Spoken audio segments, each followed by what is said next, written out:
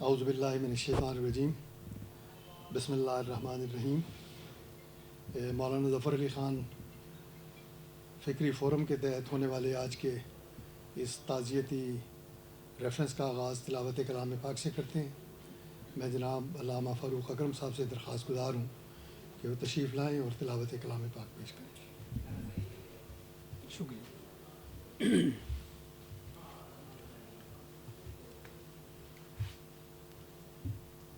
اعوذ باللہ من الشیطان الرجیم، بسم اللہ الرحمن الرحیم۔ یا ایہا الذین آمنوا استعینوا بالصبر والصلاة ان اللہ مع الصابرین۔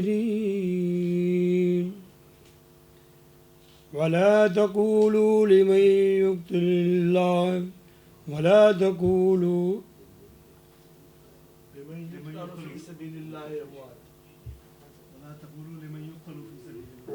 تقولوا لمن يقتل في سبيل الله بل أحياء ولكن لا تشعرون۔ صدق اللہ العظیم۔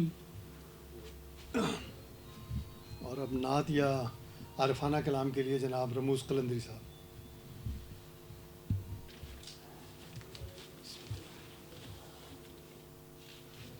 بسم اللہ الرحمن الرحیم۔ دل جس سے زندہ ہے وہ تمنا تمہیں تو ہو،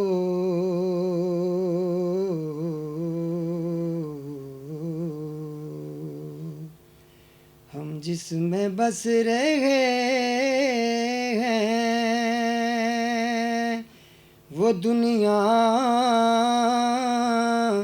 تمہیں تو ہو،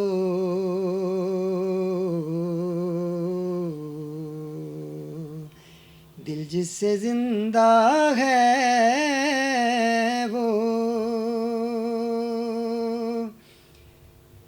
دنیا میں رحمت دو جہاں اور کون ہے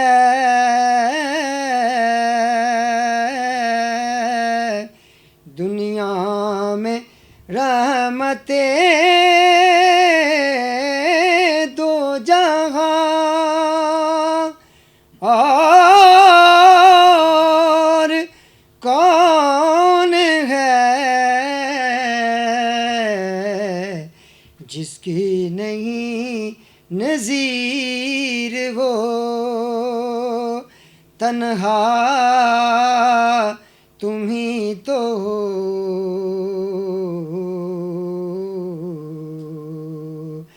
جس کی نہیں نظیر وہ تنہا تمہیں تو ہو، دل جس سے زندہ ہے وہ اور گرتے ہوں کو تھام لیا جس کے ہاتھ نے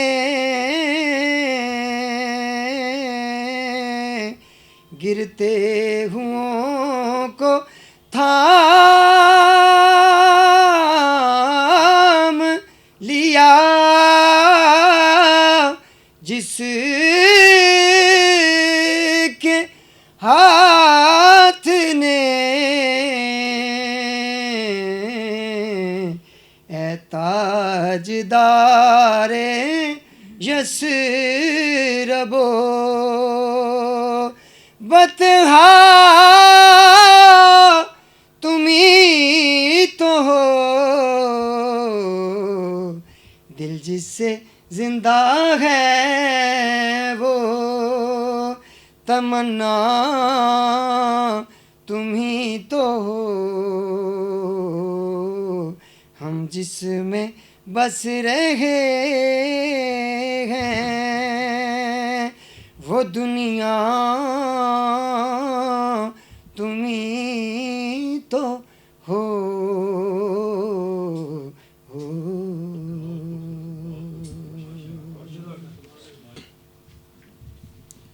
حضرات، جیسا کہ آپ جانتے ہیں کہ آج ہم مولانا ظفر علی خان ٹرسٹ فکری فورم کی اس نشست میں دو ممتاز اور عہد ساز صحافیوں کے تعزیتی ریفرنس کے لیے اکٹھے ہوئے ہیں۔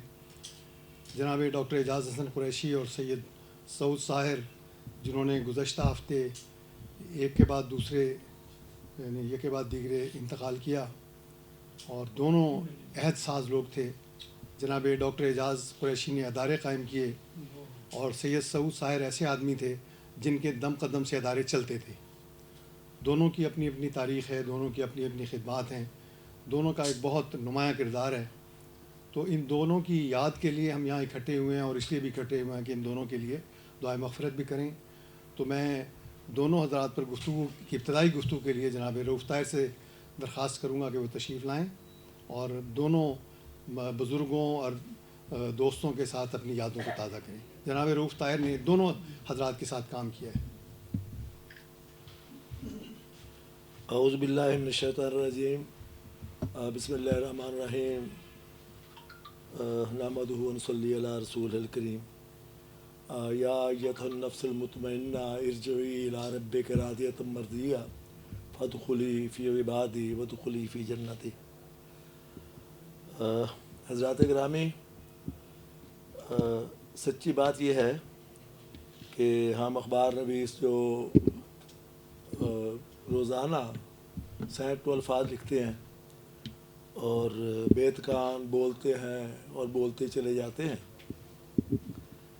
ایسے موقع پہ بڑی دقت کا شکار ہو جاتے ہیں کہ جب اپنے نہایت قریبی احباب کے بارے میں جو اس دنیا سے چلے گئے کچھ اظہار خیال کرنا پڑے، الفاظ ٹوٹ جاتے ہیں اور سلسلہ تکلم جو ہے وہ آگے نہیں بڑھتا ہے۔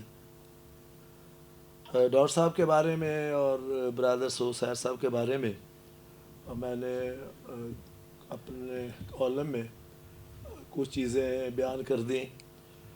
آپ میں سے اکثر دوستوں نے جو میری میل لسٹ پہ ہیں وہ کالم مطالعہ کر لیے ہوں گے، تو انہیں دہرانا جو ہے وہ مقصود نہیں ہے، اور میں اسے مناسب بھی نہیں سمجھتا کہ آپ کے وقت کا ضیاع ہو انہیں دہرا کے، اس لیے کہ جناب مجیب الرحمان شامل صاحب موجود ہیں اور سجاد میر صاحب موجود ہیں اور جناب خالد محمود صاحب بھی موجود ہیں، طیب بھی آ گئے ہیں ماشاءاللہ۔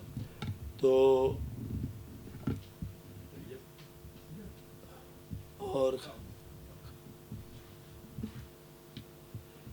ڈاکٹر اعجاز حسن قریشی صاحب سے میرا تعلق جو ہے یہ دور طالب علم سے تھا جی۔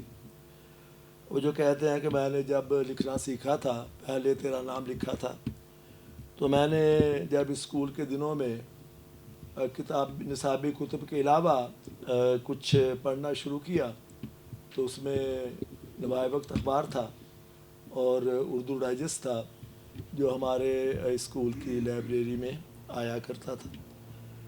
تو ان دنوں ڈاکٹر اعجاز حسن قریشی صاحب کا نام بطور مدیر منتظم چھپتا، پھر الطاف صاحب مدیر مسئول، پھر ظفر اللہ خان صاحب مدیر، اور اس کے ساتھ اپنا جناب رسول اللہ غالب صاحب اور ضیاء شاہد اور مقبول جہانگیر۔ تو اس وقت اردو ڈائجسٹ سے ایک رابطہ ہوا، پھر جو اسکول سے کالج میں گئے تو وہ شکاریات اور جنگ عظیم کی کہانیاں اور تاریخ اسلام سے آگے بڑھ کے الطاف صاحب کے تجزیے پڑھنے کا موقع بھی ملا، ان کے انٹرویوز پڑھنے کا موقع بھی ملا۔ دونوں بھائیوں کا ایک کردار تھا جی اپنی اپنی جگہ۔ جیسے شامی صاحب نے پچھلے دنوں اپنے کالم میں لکھا کہ ایک علی برادران تھے بر صغیر میں، محمد علی جوہر اور مولانا شوکت علی. تو اسی طرح ہمارے عہد میں 60s میں اور اس کے بعد میرا تو بچپن کا عہد تھا وہ، تو جناب ڈاکٹر اعجاز حسن قریشی اور جناب الطاف حسن قریشی برادران کے نام سے معروف ہوئے اور انہوں نے صحافت کی دنیا میں اپنا لوہا منوایا. الطاف صاحب نے کہ سیاسی تجزیوں نے قوم میں اور نوجوانوں میں جو سیاسی شعور بیدار کیا وہ اپنی جگہ ایک بڑا کارنامہ تھا. اور پھر یہ کہ دونوں بھائی ایک دوسرے کے بغیر نامکمل تھے. اردو ڈائجسٹ کے انتظامی امور جو تھے وہ جناب اعجاز حسن قریشی صاحب نے اپنے ذمے لیے، اور ادارتی امور جو تھے ان کی ذمہ داری الطاف حسن قریشی صاحب نے اٹھائی. اور حقیقت یہ ہے کہ اسی کے نتیجے میں اردو ڈائجسٹ جو ہے یہ اس دور کا بہت بڑا رسالہ بن گیا جی، جس کی اہمیت اور جس کی اثر پذیری جو تھی یہ بڑے بڑے اردو اخبارات سے کم نہیں تھی. پھر ہم نے دیکھا کہ انہوں نے زندگی رسالہ نکالا، زندگی رسالہ نکالا، جس میں جناب مجیب الرحمان شامی نے بتایا کہ کس طرح وہ کراچی سے لاہور آئے، اور پھر جناب سجاد میر صاحب اور لوگ کارواں بنتا گیا. برادر سعود صاحب کہا کرتے تھے کہ جناب الطاف حسن قریشی صاحب جو ہے وہ قلم کی یہ فوج جو ہے، یہ کارواں جو ہے اس کے فیلڈ مارشل ہیں، اور مجیب الرحمان شامی صاحب جو ہیں انہیں آرمی چیف سمجھے، سجاد میر صاحب کو چیف آف جنرل اسٹاف، اور باقی لوگ جو تھے وہ ان کے کور کمانڈر، اور بہت یعنی یہ سارا معاملہ تھا. انہوں نے اس عہد میں جی جو ہمارے طالب علمی کا عہد تھا اور عام سے بہتوں کی جوانی کا عہد تھا، جرت کی اور استقامت کی نئی مثالیں قائم کی. اور یہ وہ انتخاب تھا جو انہوں نے اپنی مرضی سے کیا. بھٹو صاحب نے یہاں چیئرنگ کراس میں دھمکی دی، باقاعدہ نام لے کے چہرے پہ ہاتھ بھی پھیرا تھا کہ میں قریشی برادران سے بدلہ لوں گا، انہیں نہیں چھوڑوں گا. چنانچہ جب نیا پاکستان بنا 16 دسمبر سن 71 کے بعد، مشرقی پاکستان کے سقوط کے بعد بھٹو صاحب کے نیا پاکستان تھا، تو قریشی برادران کی ہمت، جرت کی صحافت جو تھی اس نے بھی ایک نیا روپ اختیار کیا، اور پوری طرح سوچ سمجھ کے انہوں نے مزاحمت کا فیصلہ کیا، استقامت کا فیصلہ کیا. اور اس میں جناب مجیب الرحمان شامی صاحب بھی ان کے ہم قدم تھے اس مشکل سفر میں. اور اس کے بعد جب یہ جیل میں چلے گئے، پرچہ بند ہو گیا، دونوں پرچے بند ہو گئے، زندگی بھی اور اردو ڈائجسٹ بھی. اس میں جسارت بھی آیا ملتان سے، وہ ایک الگ کہانی ہے. تو پھر سجاد میر صاحب نے ان کے دور اسارت کے دوران کس طرح اسے اس کارواں کو منظر کی طرف گامزن رکھا، فرضی نام اداکار کے نام سے اور ان ناموں سے. وہ ایک لمبی کہانی ہے جسے دہرانے کا وقت نہیں ہے. مجھے یہ اعزاز حاصل ہوا اور میری خوش قسمتی تھی کہ میں نے عملی صحافت کا آغاز جو ہے یہ ڈاکٹر اعجاز حسن قریشی صاحب کے زیر سایہ کیا. میں نے پیچھے تو لکھا کہ برگد کے 2 درخت تھے جی، ایک الطاف صاحب تھے، ایک اعجاز حسن قریشی صاحب تھے، لیکن یہ وہ درخت تھے کہ جن کے نیچے پودے بڑے ہوتے ہیں. روایتی طور پہ تو برگد کے نیچے پودے بڑے نہیں ہوتے، لیکن ان کی تعلیم، ان کے حوصلہ افزائی، ان کی رہنمائی کے نتیجے میں تو خیر وہیں رہا، چھوٹا سا ہی ہوں، لیکن بڑے بڑے لوگ جو تھے انہوں نے اس ادارے سے وہ بڑے ہوئے، اور دنیا میں انہوں نے اپنا عالمی صحافت میں بھی اور مقامی اردو صحافت میں بھی اپنا وہ جو تھا لوہا بنوایا. ڈاکٹر صاحب جو ہیں یہ شام کی میٹنگ میں جب پرچہ چلا جاتا تو شام کی میٹنگ میں ہمیں بتایا کرتے کہ انہوں نے ہجرت کے بعد کتنی اسرت کی زندگی تھی، کتنی مشکلات تھی، کتنی آزمائشیں تھیں جن سے وہ گزرے، اور اس کے بعد یہ ہے کہ اتنا بڑا ادارہ بنانے میں کامیاب ہوئے. مقصد ان کا یہ ہوتا تھا کہ نوجوان جو ہے وہ حالات سے مایوس نہ ہوں، آگے بڑھیں. وہ اپنی زندگی کو ہمارے لیے بطور مثال پیش کیا کرتے تھے کہ ہم جب آئے تو زیرو سے ہم نے سفر کا آغاز کیا، تصنیم میں ڈسپیچر ہوئے اور پھر آگے بڑھتے چلے گئے. اسی طرح الطاف صاحب کی کہانی بھی وہ ہمیں سنایا کرتے. اور سچی بات یہ ہے کہ ہمیں ان سے ایک نیا بلبلہ ملتا، نیا ذوق ملتا، نیا شوق ملتا، اور نیا جذبے کے ساتھ ہم بھی کوشش کرتے کہ ان کی قائم کی ہوئی روایات جو ہیں اسے کچھ آگے بڑھانے کا سبب بن سکے اور یہ سعادت حاصل کر سکے. برادر سعود صاحب بھی، میں جب کار یونیورسٹی میں تھا تو مجیب الرحمان شامی صاحب کے زیر ادارت رسالے میں ان کے ہم قلم تھے اور ہم قدم تھے. کیا مار کے کی اسٹوریاں جی جو ہم ان دنوں پڑھا کرتے تھے، ان میں ایک اسٹوری جو تھی دورائی کیمپ کی بھی تھی کہ خیر صاحب کے ساتھ تھے جنہوں نے بھٹو کے خلاف بغاوت کی. یہاں تو رکھنا مشکل تھا بھٹو صاحب کے لیے کہ عدالتیں تمام تر پابندیوں کے باوجود بھی ریلیف دے دیتی تھی. چنانچہ انہوں نے دورائی کیمپ کو جو آزاد کشمیر میں تھا گوانتانامو بنا لیا کہ جہاں پاکستانی عدالتوں کی جورسڈکشن نہ ہو. تو سور صاحب نے وہ سٹوری نکالی اور کیا وہ سٹوری تھی جی. اور پھر آپ دیکھیں جی اس دور میں یعنی آج ہم شاید اس دور کا تصور نہ کر سکیں، ویسے بعض لوگوں کے خیال میں آج کا دور اس سے مشکل تر ہے باوجود.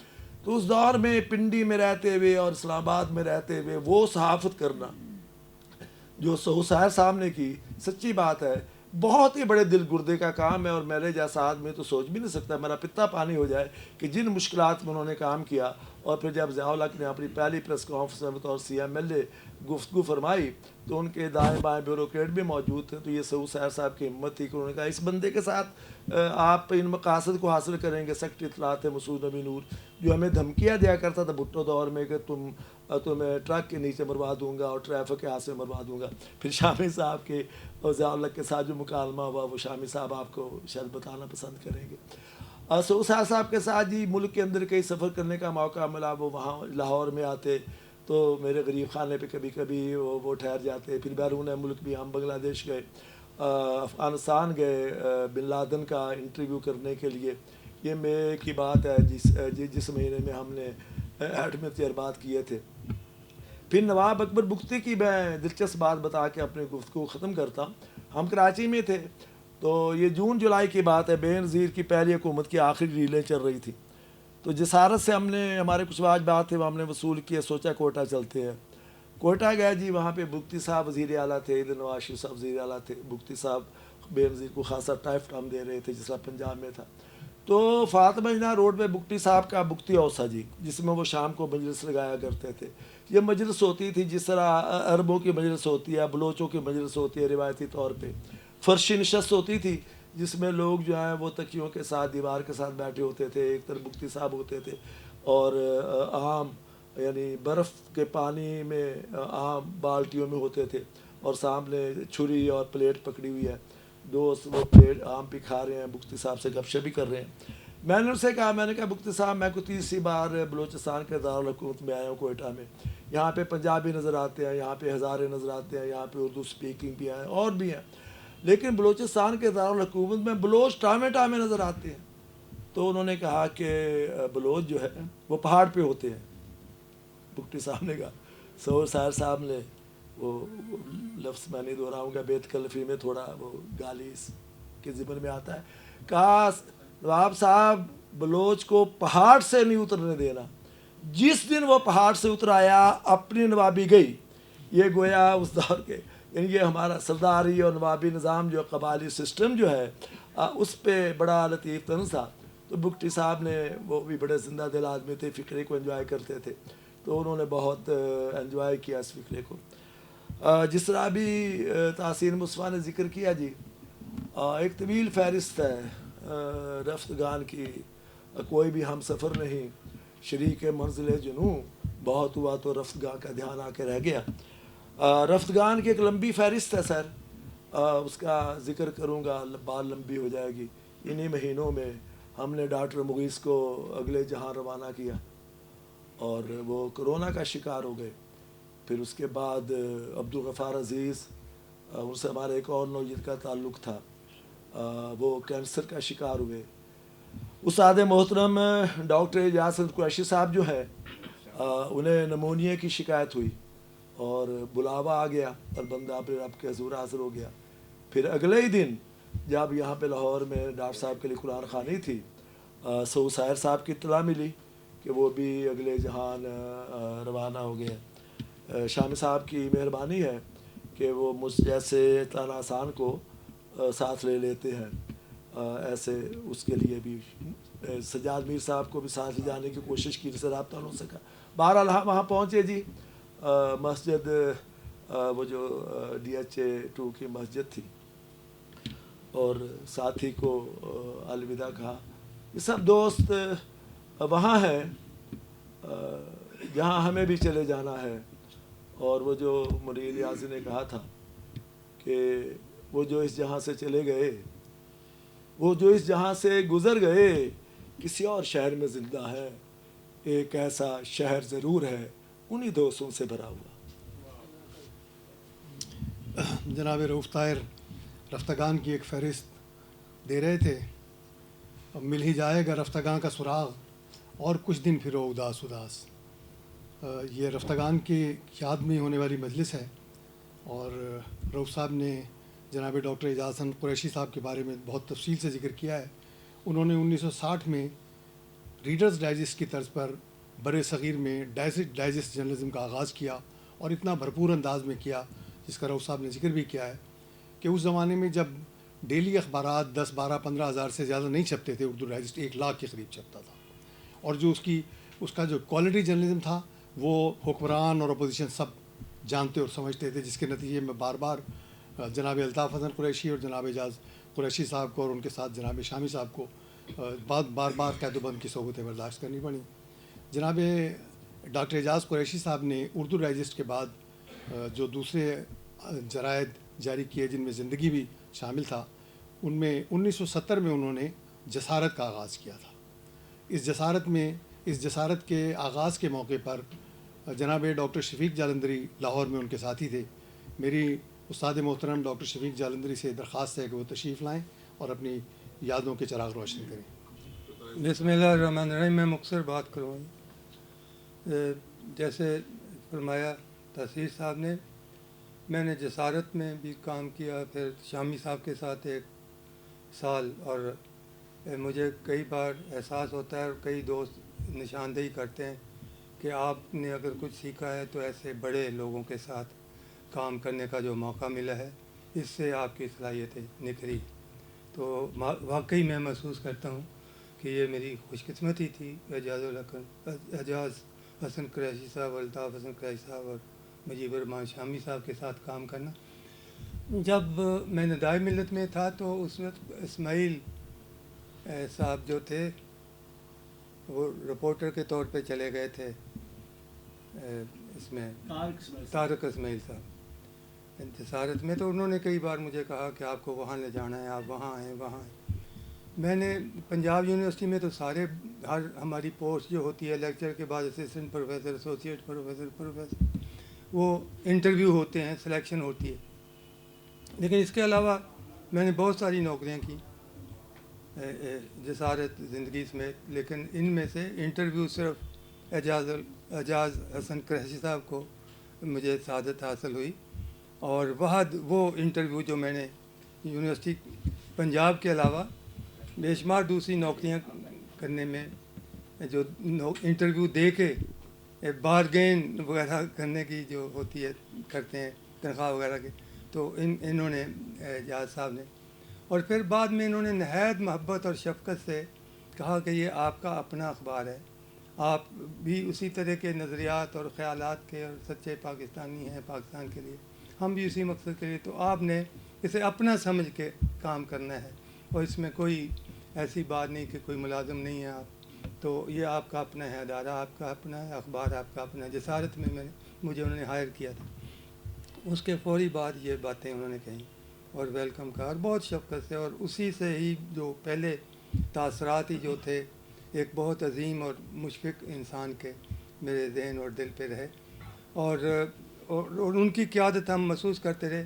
الطاف حسن قریشی صاحب بہت بڑے ذہن کے آدمی تھے، بہت اچھے تجزیے، بہت ہی شاندار انٹرویو، سب کچھ لکھتے تھے، اور لیکن یہ دیکھیں کہ میں سمجھتا ہوں کہ یہ جیسے علی برادران کی مثال دی انہوں نے، اور کہ قریشی برادران، جس طرح مولانا ظفر علی خان نے نئے ٹرینڈ سیٹس کیے، انہوں نے اخبار کو، جس طرح آج سارے پیٹرن ہیں اخبارات کے، خاص کر ایڈیٹوریل پیجز کے، اور باقی تبصرے کو خبر سے الگ کر کے دینے کا جو مزاج اپنایا اردو صحافت نے، یہ مولانا ظفر علی خان نے بہت بڑی بڑی چیزیں کی ہیں۔ ایڈیٹوریل پیج جس طرح آج کل اخباروں کے ہیں وہ علیحدہ انہوں نے دینا شروع کیا، 1 سے زیادہ سرخیاں دینی شروع کیں، اور بہت کچھ، بہت ترقی دی۔ کہتے ہیں مسکین اجائی صاحب اکثر کہتے تھے کہ جو سفر اردو صحافت نے صدیوں میں طے کرنا تھا، مولانا ظفر علی خان نے وہ چند برسوں میں طے کرا دیا۔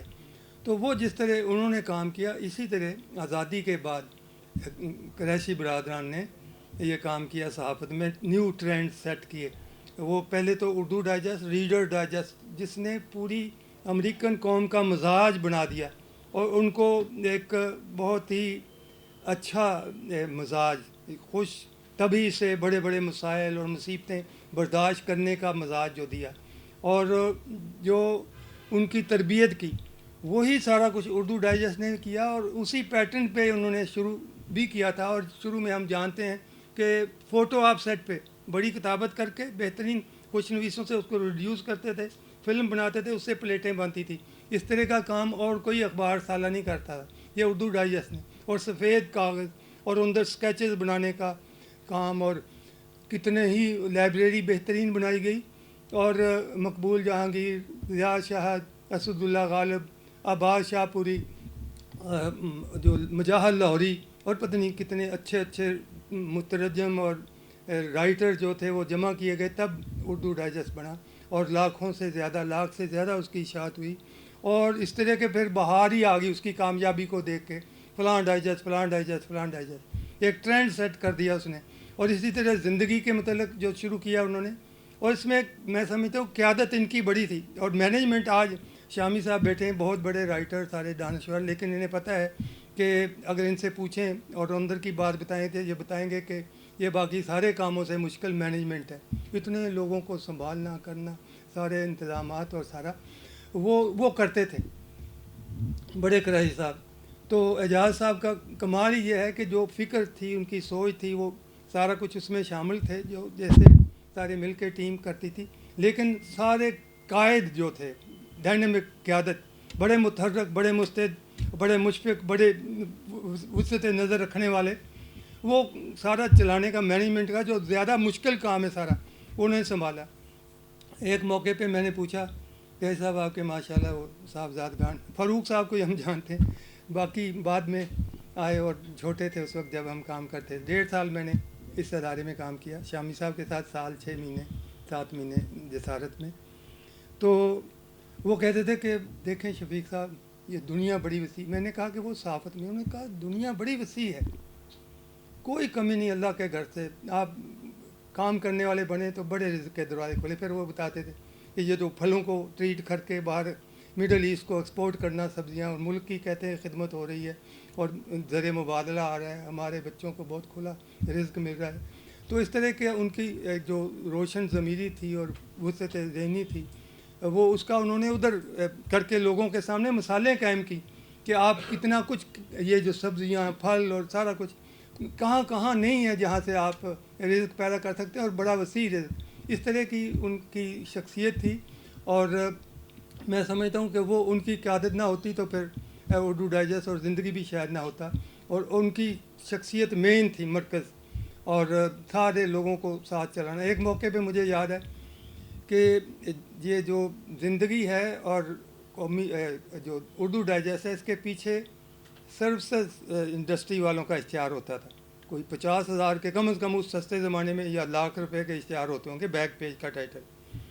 تو اس کی ٹریڈ یونین نے آ کے مجھے لکھوایا کوئی حالات وغیرہ، تو میں نے لکھ کے رکھ چھوڑے. پھر میں نے سوچا یار میں پوچھ لوں ان کو یا شامی صاحب کو کسی وقت تو پھر ہی دیں. یہ جو ہے 1-2 ہفتے پڑے رہے میرے پاس لکھا ہوا. میں نے رپورٹ لکھ لی لیکن میں چھاپی نہیں. میں نے کہا یہ تو بیک پیج پہ دونوں کے اشتہار آ رہے.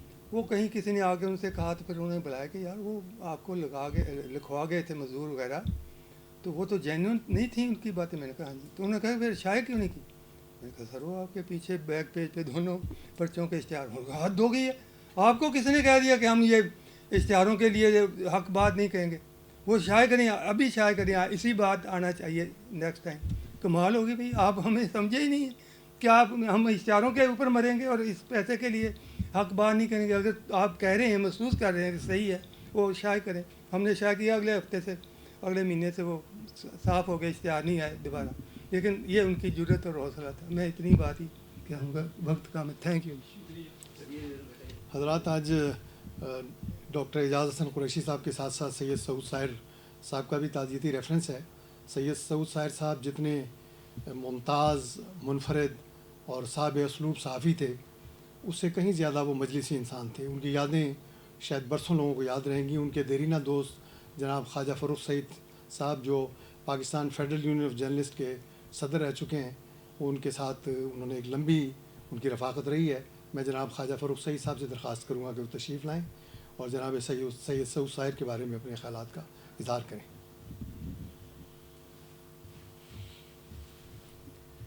جناب ڈاکٹر اعجاز حسن قریشی صاحب اور جناب سید سعود ساحر صاحب، میں سمجھتا ہوں کہ ایک ہی گملے کے دو پھول تھے اور آگے پیچھے دونوں اللہ کے پاس چلے گئے. دونوں میں ایک قدر مشترک اور بھی ہے، وہ یہ کہ دونوں نے ایسی زندگی گزاری جس کی کوئی بھی شخص تمنا کر سکتا ہے. عزت، شہرت، دولت سب اللہ نے دیا، نواسے، پوتے، ان کو کھلانا. سعود ساحر صاحب سے میری جو آخری ملاقات ہوئی 1 مہینہ پہلے فوت ہونے سے، مجھے معلوم ہوا کہ طبیعت ٹھیک نہیں ہے، تو میں ان کو ملنے کے لیے گیا وہاں. تو بہت کمزور ہو گئے ہوئے تھے وہ. تو میں اس وقت حیران رہ کہ خالد عظیم صاحب ہمارے مشترکہ دوست تھے، وہ ساتھ تھے. وہ باتیں کر رہے تھے اور سعود صاحب یوں کر کے دیکھتے جا رہے تھے. میں ان کو دیکھ رہا تھا کہ یہ ان کی جو ہے نا طبیعت یہ کچھ ٹھیک نہیں ہے. تو خالد عظیم صاحب نے ان سے پوچھا کہ آج کل کون سی کتاب دے رہے ہیں مطالعے؟ تو انہوں نے اس کا کتاب کا نام بتایا. یعنی یہ جو آخری ہے زمانہ، اس وقت بھی وہ مطالعہ کرتے تھے. ان کا جو مطالعہ تھا، یعنی ہمیں وہ کہا کرتے تھے کہ جی وہ صحافی کیا جو اپنی تاریخ اور ادب سے واقف نہیں رکھتا ہو. آج کے دور کے جو صحافی ہیں وہ تو پڑھنے پڑھانے سے بہت دور ہے. میرا جب میں وہاں سے اٹھا تو ان کے بیٹے جو ہیں کرنل احمد سعود، وہ چونکہ فوجی ڈسپلن کے بندے ہیں تو وہ فاصلہ رکھ کے انہوں نے بٹھایا ہوا تھا. میں نے کہا بھائی بچے بات یہ ہے تم برا مانو یا اچھا سمجھو، میں تو ان سے جب بھی ڈال کے جاؤں گا.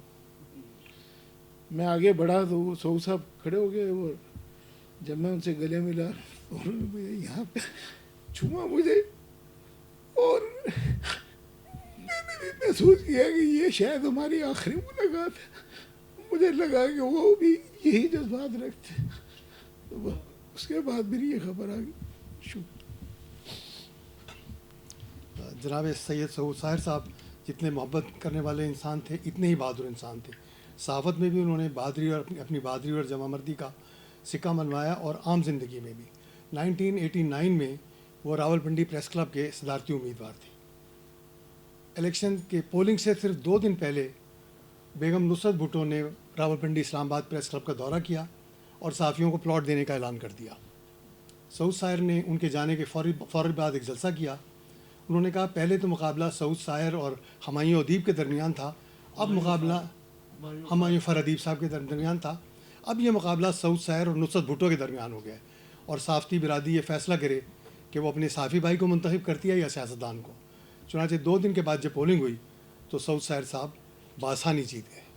جناب سعود ساحر اور جناب ڈاکٹر اعجاز قریشی کے ساتھ طویل عرصہ گزارنے والے جناب سید ارشاد عارف صاحب ہمارے درمیان موجود ہیں.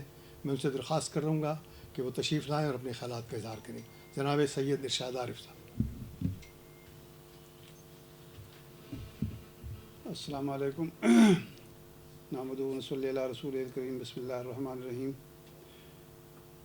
مجھے یہ اعزاز حاصل ہے کہ میں نے اپنی صحافت کا آغاز اردو ڈائجسٹ اور ہفتہ روزہ زندگی سے کیا.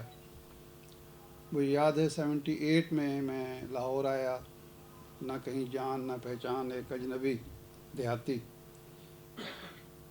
تو ایک دوست اردو ڈائجسٹ میں کام کرتے تھے، انہوں نے کہا کہ وہاں آپ کوشش کریں، ممکن ہے کوئی جگہ مل جائے. زندگی ان دنوں نیا شروع ہوا تھا.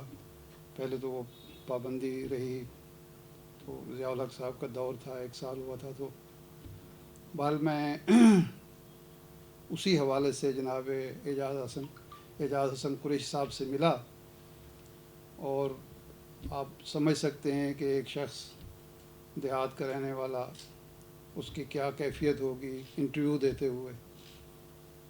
تو انہوں نے 2-4 سوالات کیے اور کہنے لگے کہ बात यह है कि कोई और जगह तो नहीं है, लाइब्रेरी हमारी जो है उसमें अगर आप काम करना चाहें तो मैं जगह दे सकता हूँ आपको। मैंने कहा जी मेरा तो कोई तजर्बा नहीं है। कहने लगे नहीं तजर्बा हो जाएगा, संभालना है, किताबों को संभालना है। 2-4 किताबों के उन्होंने नाम पूछे, मैंने बताया शौक़ था उस वक्त तालिब इल्म में भी किताबें पढ़ने का, तो उन्हें अंदाज़ा हुआ कि किताब से इनका कोई लगाव है। तो कहने लगे नहीं आप बैठेंगे तो समझ जाएंगे, कोई इतना मुश्किल नहीं है मरहला। बहरहाल मैंने बतौर लाइब्रेरियन आगाज़ किया और फिर उसके बाद कुछ अरसे के बाद उन्होंने आबाद शाहपुरी साहब से कहा कि इनको उर्दू डाइजेस्ट में ले लें, इनसे काम लिया करें। तकरीबन कोई 10-11 महीने मैंने वहाँ काम किया। फिर मैं चला गया अब्दुल कादिर हसन साहब के हफ्तरोज़ा फ्रेशिया में। फिर दोबारा मैं रऊफ़ ताहिर साहब ज़िंदगी के एडिटर थे और वहाँ आके 1 साल मैंने काम किया। यानी बाद में अखबारात में, बड़े अखबारात में काम करने का मौका मिला। 2-3 चीज़ें जो थीं, जो डॉक्टर साहब का वस्फ़ था या इस इदारे का वस्फ़ था, किसी अखबार में इतनी अच्छी लाइब्रेरी मैंने नहीं देखी। यानी एक हफ्त रोज़ा और एक माहनामा और उसमें हज़ारों की किताब में, हज़ारों की तादाद में किताबें मौजूद हों और स्टाफ के लिए ये सहूलत हो कि वो वहाँ बैठ सकते हैं, किताब पढ़ सकते हैं। और फिर वो तरग़ीब देते थे। जो सुबह एक मीटिंग होती थी, जिस दिन पर्चा चला जाता था दूसरे दिन वो मीटिंग करते थे, तो उनकी कोशिश होती थी, वो तरग़ीब देते थे स्टाफ को कि किताब पढ़ा करें, फ़लाँ नई किताब आई है। और वो किताबें कोई लाइब्रेरी ऐसी नहीं थी जिन लोगों ने वहाँ काम किया है कि जो तबसरे के लिए किताब आई वो रख दी गई, बल्कि किताबें ख़रीदी जाती थीं और किताब वहाँ रखी जाती थीं और बड़ी कीमती किताबें, बहुत अच्छी किताबें वहाँ मौजूद होती थी।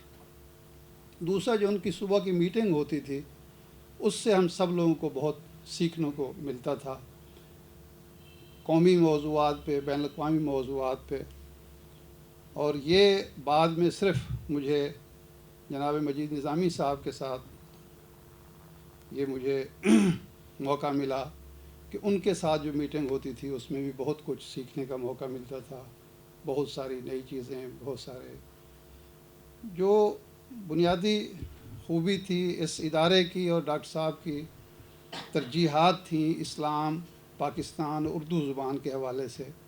वो कॉम्प्रोमाइज़ नहीं करते थे और यही उनकी तरजीह होती थी। और मैं समझता हूँ कि इन दोनों बच्चों ने और दोनों भाइयों ने इस्लाम के हवाले से, पाकिस्तान के हवाले से और उर्दू ज़ुबान के हवाले से जो खुदमात अंजाम दी हैं, वो पूरी कौम के लिए और ख़ास तौर पर जो सहाफ़ती शोबा है उनके लिए एक मिसाल हैं, काबिल तक़लीद मिसाल हैं। उर्दू ज़ुबान में जो थोड़ी बहुत शुद्ध-बुद्ध हमें, मुझे कम अज़ कम हासिल हुई, वो 2 साल हैं जो मैंने उर्दू डाइजेस्ट और ज़िंदगी में गुजारे, जहाँ अल्ताफ़ हसन कुरैशी साहब बाकायदा एक एक लफ्ज़ जो हम लिखते थे, एक एक लफ्ज़ पे तवज्जो देते थे, इस्लाह करते थे। और फिर अगर कोई फिर भी कमी रह जाती थी तो एजाज़ हसन कुरैशी साहब की जो मीटिंग होती थी उसमें निशानदेही होती थी और बाज़ औक़ात खिंचाई भी होती थी कि ये हमारे पर्चे में कम अज़ कम उर्दू दुरुस्त छपनी चाहिए और अंग्रेज़ी का कोई लफ्ज़ नहीं होना चाहिए। ये उसका बहुत एहतमाम किया करते थे। और जो लोग उर्दू डाइजेस्ट पढ़ते रहे हैं या ज़िंदगी पढ़ते रहे हैं वो जानते हैं कि वहाँ कोई लफ्ज़, आजकल तो माशाअल्लाह अखबारात में भी वो सब कुछ छप जाता है जो छपने के, पढ़ने के काबिल नहीं होता। लेकिन उस दौर में मुझे याद नहीं होगा कि कोई ऐसा सतही लफ्ज़ छपा हो, न सिर्फ़ ये कि अल्ताफ़ हसन कुरैशी साहब के कलम से, बल्कि जो भी लिखने वाले थे और जो भी छपने वाले थे उनकी ये देखा जाता था कि कोई सतही लफ्ज़, कोई इब्तज़ाल उसमें बिल्कुल मौजूद नहीं होना चाहिए और इसका ख़याल रखा जाता था।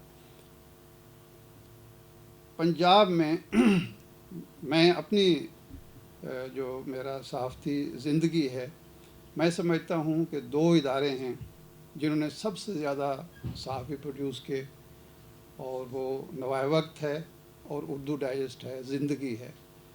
और इस वक्त پاکستان میں पंजाब میں جتنے اخبارات ہیں وہاں کوئی نہ کوئی اہم پوسٹ پر بیٹھا ہوا شخص اس نے کسی نہ کسی وقت الطاف حسن قریشی صاحب کے ساتھ اور اعجاز حسن قریشی صاحب کے ساتھ کام ضرور کیا ہے. اور یہ بہت بڑا ایک ماہ نامہ اتنا اہم ہو کہ وہ ایڈیٹر پروڈیوس کرے, وہ کالمسٹ پروڈیوس کرے, اچھے رپورٹر پروڈیوس کرے, یہ بہت کم ہوتا ہے. یہ بعض اخبارات کو بھی یعنی موقع نہیں ملا اور بعض اخبارات بھی ایسا نہیں کر سکے. تو یہ بہت بڑی کنٹریبیوشن ہے. اللہ تعالیٰ ڈاکٹر اعجاز حسن قریشی صاحب کو جنت الفردوس میں جگہ عطا فرمائے, ان کے پسماندگان کو صبر جمیل عطا فرمائے, اور ہم سب کو ان کے نقش قدم پر چلنے کی توفیق عطا فرمائے. بہت بہت شکریہ. ان دونوں بزرگوں کے جن کا آج ہم تعزیتی ریفرنس کر رہے ہیں, ان کے ایک اور ساتھی جناب سجاد میر ہمارے درمیان موجود ہیں. میں جناب سجاد میر صاحب سے درخواست کروں گا کہ وہ تشریف لائیں اور ان دونوں بزرگوں کے حوالے سے اپنی گفتگو کو آگے بڑھائیں.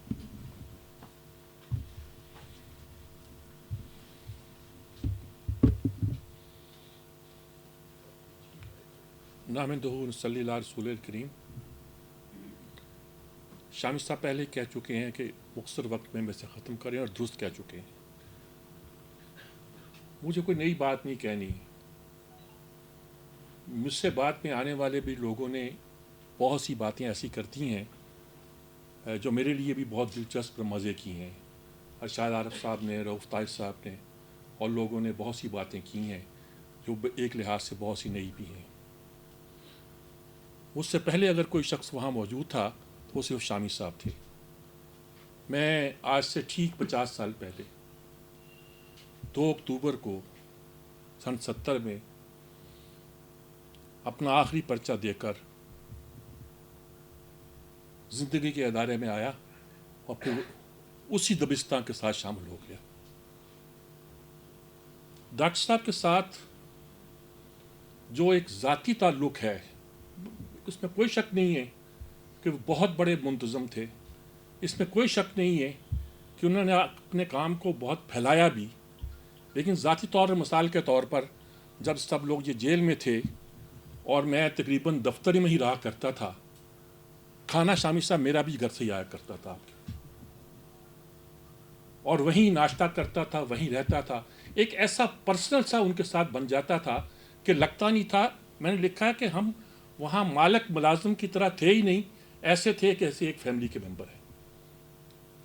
سعود سحر سے میرا تعلق جو ہے سن 73 میں پیشہ ورانہ طور پر قائم ہوا. وہ اسی وقت نئے نئے ہمارے ادارے میں شامل ہوئے تھے اور لیاقت باغ کا وہ مشہور جلسہ جس میں اجمل کھٹک بقول ان کے لاشیں لے کر کابل چلے گئے تھے, اس کی کوریج کے لیے پنڈی گیا تھا. اور وہاں چونکہ ہمارے نمائندے سعود سحر تھے تو ہم دونوں جس طرح گولیوں سے بچتے بچاتے اس جلسہ گاہ سے نکلے تھے اور پھر ایک جگہ بیٹھ کے جیسے ہم نے سکھ کا سانس لیا تھا, وہ تعلق ایسا قائم ہوا. ایک اس کو مثال سمجھ لیں کہ زندگی بھر وہ مجھ سے کوئی 12 سال بڑے تھے. اس کا اندازہ مجھے اس لیے ہے کہ جب پاکستان بنا تھا تو کہتے ہیں کہ 12 سال کا ایک لڑکا جب پنڈی کے اسٹیشن پہ اترا اپنے بارے میں لکھتے ہوئے, وہ اس وقت 12 سال کے تھے, میں اس وقت 22 دن کا تھا. لیکن وہ ہمیشہ مجھے بڑا بھائی کہا کرتے تھے. اس ہمارے جو تعلقات تھے اور اس زمانے کی بہت سی باتیں ایسی ہیں جو میں کبھی کہنا بھی چاہتا ہوں, لکھنا بھی چاہتا ہوں. وہ اس زمانے کے سب لوگوں کے ساتھ, سارے دوستوں کے ساتھ اختلاف بھی رہے ہوں گے, لیکن محبت کا رشتہ آج بھی ویسا ہے جیسا اس دن قائم ہوا تھا. اب سعود سحر کے جنازے پہ شامی صاحب نے کوشش بھی کہ میں نہیں, مجھے نصیب میں تھا, نہیں جا سکا. تو مجھے جو ملتا ہے پنڈی کا آدمی وہ کہتا ہے کہ تمہیں ہم ایکسپیکٹ کر رہے تھے. اور صورتحال بھی ایسی تھی کہ یہ ناممکن نظر آتا تھا کہ میں وہاں جاؤں, میں وہاں نہ جاؤں, لیکن اللہ کو شاید اس کے لیے نہ منظور نہیں تھا. اب اتنی باتیں ہیں ڈاکٹر صاحب کے بارے میں بھی. کراچی میں جب انہوں نے کنوں کا نیا کاروبار شروع کیا تو کراچی میں ایک دن آیا, فون آیا, کراچی میں ہی ہو؟ میں نے کہا جی ہاں. تو کل آ جاؤ اواری میں, فنکشن ہے, ہم کچھ کنوں بیچنا چاہ رہے ہیں اور تم سے کمپیئرنگ کروانی ہے. وہ بھی حاضر ہو گیا. اور اور بہت سی باتیں ہیں. میں نے ادارہ چھوڑا اور कैसे कहूँ शामी साहब इस बात को कि उन्होंने मुझे रोका, आपको मैं पता है इस बात का, और ये कहा कि मैं शेर पंजाब निकालना चाहता हूँ, तुम ना जाओ।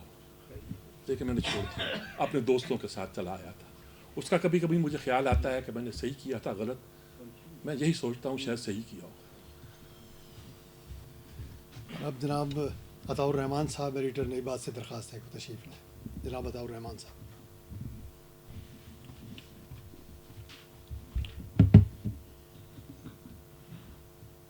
बिस्मिल्लाहिर्रहमानिर्रहीम।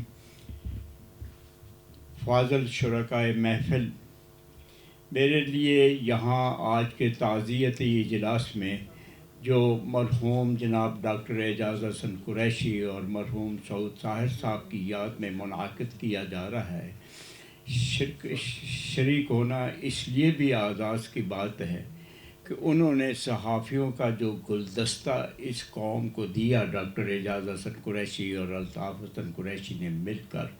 मैं बराह रास्त तो कभी उर्दू डाइजेस्ट में मुलाज़म नहीं रहा और मैंने कभी बराह रास्त तो उनकी शागिर्दी नहीं की, लेकिन मेरा ये अंदाज़ा है कि मेरी ज़हनी परवरिश में उर्दू डाइजेस्ट का और ज़िंदगी का बहुत अहम किरदार था। मैं हाई स्कूल का तालिब इल्म था और तालीम व तरबियत पढ़ने से अगली मंजिल को पहुंच चुका था, और मौलाना सैयद अबुल अला मौदूदी की कुछ किताबें, रसाले मैंने पढ़े थे। तो एक रोज़ शाम को वालिद साहब घर आए तो उनके हाथ में एक रसाला था और मुझे कहने लगे, ये कोई तुम्हारी दिलचस्पी की चीज़ हो सकती है, मैंने देखा है बाज़ार से ख़रीद कर ले आया। तो वो उर्दू डाइजेस्ट था, ये सन 61 की बात है, और टाइटल था फूलों का, गुलाब के फूलों का गुल है रंगा रंग, उसका उन्वान दिया गया था। आगे मैंने खोला तो मैं पढ़ता गया। अल्ताफ़ हसन कुरैशी साहब का इंटरव्यू था, उनका कोई एक तज़किया था, और उसके अलावा आम आदमी की दिलचस्पी की बहुत सारी चीज़ें थीं, वो मैं पढ़ता गया। और फिर मैंने वालिद साहब से ख्वाहिश ज़ाहिर की कि मैं ये हर महीने लगवा लूँ अपने नाम।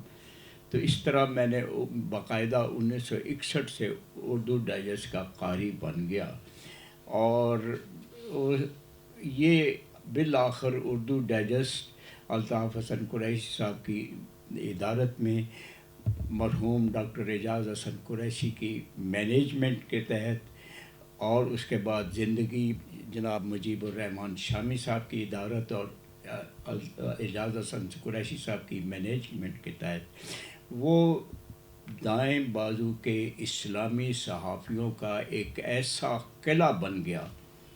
इससे पहले 50 की दहाई में हमारे यहाँ इमरोज़ और पाकिस्तान टाइम थे, मियाँ इफ्तिखारुद्दीन के कायम करदा इदारे, जो कि सोशलिस्ट और बाएं बाजू के सहाफ़ियों के लिए एक बड़ी जाए पनाह थे, और उनके ज़रिए बाएं बाजू के नज़रियात को खूब फ़रोग़ दिया जाता था। लेकिन ये कमाल है डॉक्टर एजाज़ हसन कुरैशी का और अल्ताफ़ हसन कुरैशी का, इन दोनों भाइयों ने मिलकर दाएं बाजू का मुकाबले का इतना बड़ा किला तामीर किया कि उसने हेरल्ड पब्लिकेशन या पाकिस्तान टाइम और इमरोज़ के तमाम असरात को ख़त्म करके रख दिया। ये वो ज़माना था जिसमें सहाफ़ी और अदीब के लिए तरक्की पसंद होना और बाएं बाजू का रुझान रखना एक आम बात समझी जाती थी, और दाएं बाजू का गलबा मैदान सहाफ़त में कम था। ये मुफ़क्कर इस्लाम मौलाना सैयद अबुल अला मौदूदी रहमतुल्लाह अलैह की तहरीरों ने फिर एक ऐसी फ़ज़ा पैदा की जिसने हमारे यहाँ फिर ऐसे ऐसे सहाफ़ी पैदा किए। उसमें डॉक्टर एजाज़ हसन कुरैशी सहाफ़त की मैनेजमेंट की साइड पे, अल्ताफ़ हसन कुरैशी साहब, सलाहुद्दीन मरहूम साहब, मुजीब शामी साहब तशरीफ़ फरमाए, सजाद मीर साहब, और बड़े बड़े उन्होंने वो जो मैंने पहला उर्दू डाइजेस्ट का शुमारा देखा था गुल हाय रंगा रंग, तो ये गुल हाय रंगा रंग उन्होंने पैदा किए, और उसमें उन्होंने ऐसा इम्पेक्ट किया कि एक पूरा मकतबा फ़िक्र जो था सहाफ़त का, उसको एक जर्नैल भी मिले, ब्रिगेडियर भी मिले और सिपाही भी मिले। मेरी डॉक्टर एजाज़ हसन कुरैशी साहब से, जैसा कि मैंने अर्ज़ किया, मैंने उर्दू डाइजेस्ट में चूँकि मुलाजमत कभी नहीं की तो ज़्यादा उनसे ज़ाती ताल्लुक़ नहीं रहा था, लेकिन आज से कोई 15-16 वर्ष की बात है, मैं इस्लामाबाद के एक होटल में ठहरा हुआ था और डॉक्टर साहब मरहूम भी अपनी किन्नों की एक्सपोर्ट के सिलसिले में वहाँ थे, वहाँ एक वो एहतमाम कर रहे थे नुमाइश का। तो मुझे कहने लगे सुबह तुम सैर के लिए चलते हो, निकलते हो? मैंने कहा जी कभी कभार कर लेते। अरे सुबह आ जाना, लॉबी में इकट्ठे सैर करेंगे। मैं लॉबी में आ गया, डॉक्टर साहब मेरा इंतज़ार कर रहे थे। उसके बाद कोई पौन घंटा हम उस होटल के इर्द गिर्द सड़कों पर घूमते रहे, टहलते रहे और डॉक्टर साहब मुझे मुख्तलिफ़ कौमी मौज़ूआत पर, हालांकि वो बिज़नेस के सिलसिले में गए हुए थे, अपने किन्नोस की नुमाइश के सिलसिले में, लेकिन वो उनका बिज़नेस सारी गुफ्तगू में उन्होंने इस बात का कतई ज़िक्र न किया और कौमी मौजूद।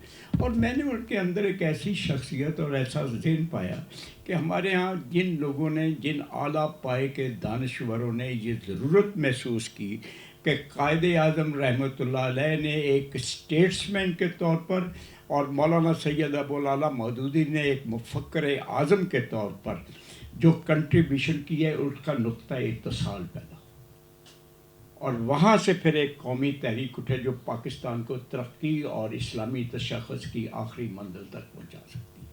ये मैंने डॉक्टर एजाज़ हसन साहब की गुफ्तगू से ये नुक्ता अख़ज़ किया और मैंने उनसे कहा भी कि आपके ज़हन में ये जो मिलाप है दो अजीम तरीन शख्सियत का हमारे दौर का, ये बहुत अहम है और ये इसमें इसको बहुत इससे अहमियत देता हूँ।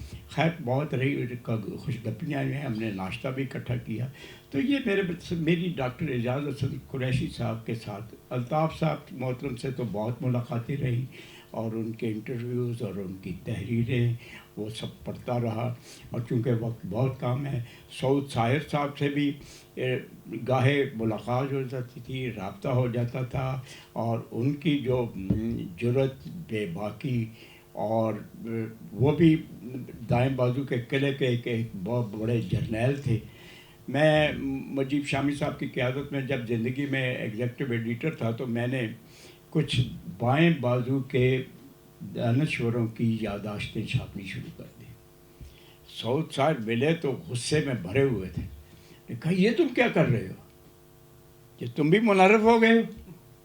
वो यानी उनकी कमिटमेंट इतनी गहरी थी और इतनी ज़्यादा थी और सच बोलते थे और खुलकर बोलते थे।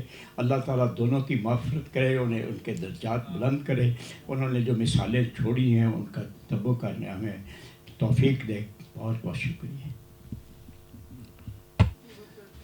हज़रात, ज़फ़र अली ट्रस्ट फ़िक्री फ़ोरम में ये दोनों हज़रात बतौर मेहमान तशरीफ़ ला चुके हैं, जनाब डॉक्टर एजाज़ कुरैशी साहब भी और सऊद साहिर साहब भी। जब डॉक्टर एजाज़ कुरैशी साहब तशरीफ़ लाए तो उनके साथ उनके बेटे तैयब एजाज़ साथ ही तशरीफ़ लाए थे। आज उनके बड़े बेटे फ़ारूक एजाज़ साहब भी यहाँ मौजूद हैं, लेकिन उन्होंने कहा है कि उनकी नुमाइंदगी भी तैयब एजाज़ साहब ही करेंगे। तो जनाब तैयब एजाज़ कुरैशी साहब से दरख्वास्त है कि वो तशरीफ़ लाएँ। बिस्मिल्लाहिर्रहमानिर्रहीम।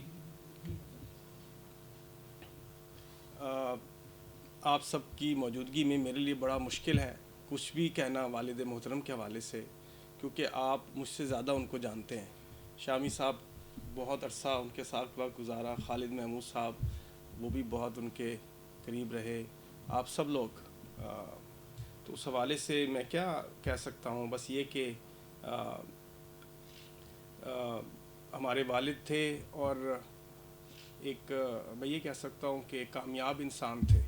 उनकी ज़िंदगी और उनकी आखिरत का सफ़र दोनों ही बड़ा शान और शौकत के साथ गुज़रा। हम सब बहन भाइयों को भरपूर मौका मिला आखिरी 5-7 दिन उनके साथ गुजारने का। नॉर्मली बहुत कम हमें मौका मिला उनकी खिदमत करने का। 93 साल तकरीबन उम्र पाई उन्होंने और बहुत कम बीमार हुए। कुछ अरसे के लिए कुछ हार्ट की तकलीफ़ हुई तो 2-4 दिन हॉस्पिटल रहे, लेकिन हमेशा अपने पैरों पर चलते रहे और हमेशा हिम्मत और हौसला देते रहे और आखिरी वक्त तक नए नए प्रोजेक्ट्स और नए नए मंसूबों की हमें ताकीद करते थे और पाकिस्तान के हवाले से बड़े पुरुमीद थे اور ہمیشہ امید کو کبھی انہوں نے ہاتھ سے نہیں جانے دیا. میں شروع میں بھارت انڈیا جانے لگا, سارک ممبر تھا, تو میں نے آ کے ابو کو کہا ابو جی اتنے تو برے حالات نہیں ہیں, اتنے برے لوگ تو نہیں ہیں وہ ہندو. کہنے لگے تمہیں پتہ نہیں ہے, میں نے ان کے ساتھ وقت گزارا ہے. پھر کچھ عرصے کے بعد جب میں زیادہ گیا تو پھر میں نے جب دیکھا تو یہ مودی صاحب بھی آئے, تو میں نے کہا ابو جی آپ تو ٹھیک کہہ رہے تھے. کہنے لگے بھائی میں نے ان کے ساتھ وقت گزارا ہے, ان کے ساتھ ان کا تعصب, ان کے اندر بغض بھرا ہوا ہے, یہ کبھی ہمارے ساتھ ہمارے خیر خواہ نہیں ہو سکتے. تو ان کی زندگی کے شامی صاحب ایسے سارے پہلو ہیں کہ وہ نارملی ایک کاروباری آدمی businessman normally businessman ہی ہوتا ہے, لیکن وہ استاد بھی رہے, وہ صحافت کے ساتھ بھی وابستہ رہے, انہوں نے بزنس بھی کیا اور بزنس کے اندر بھی بے شمار بزنسز کیے. یعنی پبلیکیشنز کے ساتھ ساتھ فروٹس اینڈ ویجیٹیبل کی ایکسپورٹ پاکستان میں, اگر آپ سب لوگ سمجھتے ہوں کہ یہ بہت مشکل کام ہے, perishable business fruits and vegetable کو ایکسپورٹ کرنا اسے ہائیلی یعنی بہت ہی سینسٹیو کام ہے اور بڑا مشکل کام ہے. میں کل ہی اپنے بینکنگ کے لوگ جو آئے ہوئے تھے ان سے کہہ رہا تھا کہ ایک پروفیسر ہو اور ٹھیک ٹھاک زندگی گزار رہا ہو, صبح 4:30 بجے منڈی جائے اور وہاں سے پھر پھل لے کر آئے اور پھر اپنے بچوں سے پیک کروائے اور پھر ان کو گاڑی میں لوڈ کرے اور وہ پک اپ ڈرائیو کر کے ایئرپورٹ لے کر جائے, جس میں مالی مسئلہ نہیں ہے. مسئلہ ان کے سامنے یہ ہے کہ پھل اور سبزی پاکستان سے ایکسپورٹ کیوں نہیں ہو رہے. کنو جو ہے اس میں بیج ہیں وہ ایکسپورٹ کر رہے ہیں اور ہمارا وزیر زراعت یہ کہہ رہا ہے کہ ایکسپورٹیبل نہیں ہے کرائسا, اور وہ ان سے لڑ رہے ہیں کہ نہیں بھائی یہ ایکسپورٹ ہو سکتے ہیں. اور پھر 1989 میں ایک بڑا جو ہے وہ ایکسپورٹ پروسیسنگ پلانٹ بلوال میں انہوں نے لگایا اسپین سے امپورٹ کر کے. تو ناممکن کو ممکن بنانا وہ جانتے تھے اور آخری وقت تک اسی پر کاربند رہے, اور اللہ تعالیٰ ان کے لیے آسانیاں پیدا کرے. ہم پر بھی میرے ذمے اردو ڈائجسٹ کی ذمہ داریاں الطاف صاحب نے, میرے چچا محترم نے اور ڈاکٹر صاحب نے 15-20 سال پہلے میرے حوالے کیا. تو بڑے پریشان تھے, ہارٹ کا کچھ پرابلم ہوا تھا, تو میں اندر گیا ہاسپٹل میں تو پریشان تھے, کہنے لگے یار طیب کچھ اس کا مجھے سمجھ نہیں آ رہی کیا کروں. میں نے کہا ابو جی آپ کو پریشانی کیا ہے, اتنے بچے ہیں آپ کے, کسی کے حوالے کر دیجئے. کہنے لگے کہ یار بس پریشان ہوں. تو پھر بہرحال دونوں بزرگوں نے بیٹھ کے فیصلہ کیا کہ یہ آپ چلائیں. تو میں اب کچھ مہینوں سے جان کے پوچھتا تھا کہ ابو جی آپ مطمئن ہیں؟ تو کہتے تھے نہیں الحمدللہ تم نے اچھا سنبھال لیا ہے, میری توقعات سے زیادہ سنبھال لیا ہے. تو میں چچا جی سے بھی پوچھتا رہتا ہوں چچا جی آپ کا کیا خیال ہے, تو کہتے ہیں نہیں بھائی ٹھیک ہے الحمدللہ. تو بہرحال مجھے یہ خوشی ہے کہ میرے والد خوش تھے اس حوالے سے, اور اللہ تعالیٰ نے ان کے ذمے جو بھی لگایا انہوں نے خوش اسلوبی سے ادا کیا, اور کسی کے حوالے سے کبھی بدگمانی نہیں کی انہوں نے, کسی کے حوالے سے کبھی شک کا اظہار نہیں کیا, کبھی طنز نہیں کیا, کوئی ہلکی ملکی کوئی اس طرح کی گفتگو نہیں کہی, کسی کو موقع نہیں دیا کہ اپنے حوالے سے یا کسی کے حوالے سے کوئی ہلکی گفتگو کریں. ہمیشہ بہت احتیاط سے کام لیا, بہت مختصر گفتگو کی, اور بچوں سے یعنی پوتے پوتیاں سب کی گفتگو سنتے تھے, سب کو موقع دیتے تھے. اور وہی تھا کہ آخری وقت میں ہم 14 بہن بھائی تو تھے ہی تھے, لیکن ہمارے کامران بھائی بھی تھے, کزنز بھی تھے, پوتے پوتیاں سب ایک رش لگا ہوا تھا اور سب دعا کر رہے تھے ان کے لیے. تو دعاؤں میں ان کو رخصت کیا, تو اللہ تعالیٰ ان کے لیے آسانیاں کرے اور ہمارے لیے بھی دعا کیجیے گا. میں ظفر علی ٹرسٹ کا بہت شکر گزار ہوں, شامی صاحب کا بہت شکر گزار ہوں, رؤف طاہر صاحب کا, آپ سب لوگوں کا. آپ نے ان کو کبھی اپنی تعریف کی کبھی شوق ہی نہیں تھا. کبھی بھی مجھے تھا کہ میں کوئی بڑا ایڈ دے دوں ان کے لیے یا کچھ کروں, پر میں سوچتا تھا کہ کبھی انہوں نے اپنے حوالے سے کوئی تعریف کی کبھی خواہش تھی نہیں ان کو. تو لیکن آپ لوگوں نے جس طرح سے ان کو یاد کیا, میں ان کی تمام فیملی کی طرف سے, آپ بھی ان کی فیملی ہیں شاہ صاحب, آپ سب ان کی فیملی ہیں, لیکن ہم سب ان کی طرف سے آپ کے ممنون ہیں کہ آپ نے ان کو یاد کیا. اللہ تعالیٰ ہمارے لیے آسانیاں پیدا کرے. بہت شکریہ جی. السلام علیکم. جناب ڈاکٹر اعجاز حسن قریشی صاحب شامی صاحب کے ایگزیکٹو ایڈیٹر تھے, اور سعود طاہر صاحب نے زندگی میں جس کسی آدمی کو ایڈیٹر مانا ہے وہ جناب مجیب الرحمان شامی تھے. ان سے درخواست ہے وہ تشریف لائیں. بسم اللہ الرحمن الرحیم. نحمدہ و نصلی علی رسولہ الکریم. وعلى آلہ وأصحابہ اجمعین۔ عزیز دوستو اور خالد محمود صاحب، ارشاد علی صاحب، سجاد میر صاحب، رؤف طاہر صاحب، فاروق صاحب، طیب صاحب، بھٹی صاحب اور دوست سارے بیٹھے ہیں، خواجہ صاحب۔ اصل میں ڈاکٹر اعجاز حسن قریشی صاحب اور سعود صاحب صاحب دونوں کی یاد میرے دل میں ہے۔ ان کی اپنی اپنی جگہ ہے اور اپنا اپنا مقام ہے۔ بنیادی بات یہ ہے کہ دونوں جو تھے وہ کمٹمنٹ کے آدمی تھے۔ ایک مقصد حیات تھا، وہ تھا بے مقصد زندگی نہیں گزاری، ڈاکٹر صاحب نے بھی اور سعود صاحب نے بھی۔ اس کردار میں بڑی وسعت تھی ڈاکٹر صاحب کے۔ سعود صاحب ایک اپنے شعبے سے وابستہ رہے، کارکن اخبار نویس رہے، لیکن اس ایک بات نے دونوں کو ممتاز کر دیا تھا۔ اب ڈاکٹر صاحب سے جو میرا تعلق ہے، میرا خیال ہے جتنے حضرات دوست یہاں بیٹھے ہیں ان میں سے شاید کسی کا بھی نہیں۔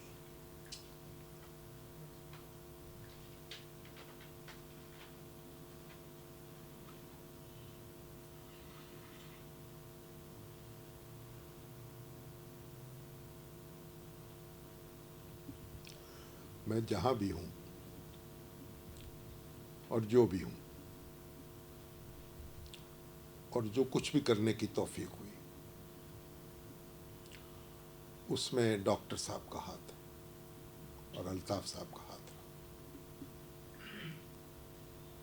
وہی مجھے کراچی سے لے کے آئے، ان سے اور الطاف حسن قریشی صاحب سے میں نے لکھنا بھی سیکھا اور جینا بھی سیکھا، اور جینے کے لیے مرنا بھی سیکھا۔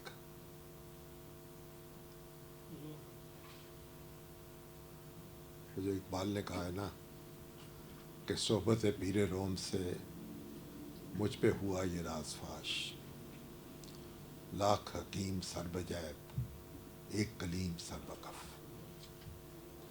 ڈاکٹر صاحب جو تھے وہ ہمارے پیر روم تھے، خود بھی سر بکف تھے اور ہمیں بھی سر بکف رہنے کی تلقین کرتے۔ یقین کریں جو جرت ان کو عطا کی گئی تھی، میں اکثر کہا کرتا ہوں کہ ادارہ اردو ڈائجسٹ کو جو جرت نصیب ہوئی ہے، اس میں ڈاکٹر اعجاز حسن قریشی جو تھے ان کو بڑی وافر مقدار میں وہ حصہ عطا ہوا تھا۔ وہ خوف نہیں کھاتے تھے،